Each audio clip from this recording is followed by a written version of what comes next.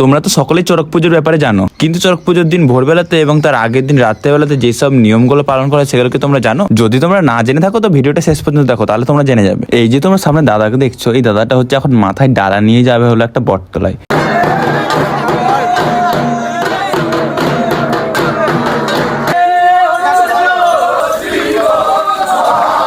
আর এই হলো সেই বটতলা যেখানে এখন হাজরা পুজো হবে। তোমরা দেখতেই পাচ্ছ এখানে অনেক মানুষের ভিড়।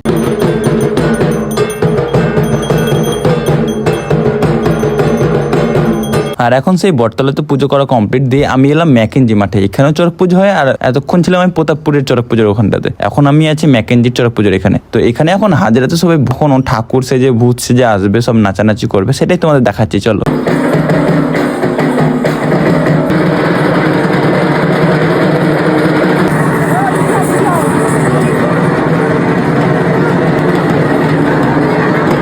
আর এখন এখানে কত মানুষের ভিড়, এখন ভোরবেলা যে তাও অনেক মানুষ এসেছে দেখার জন্য এই হাজরা।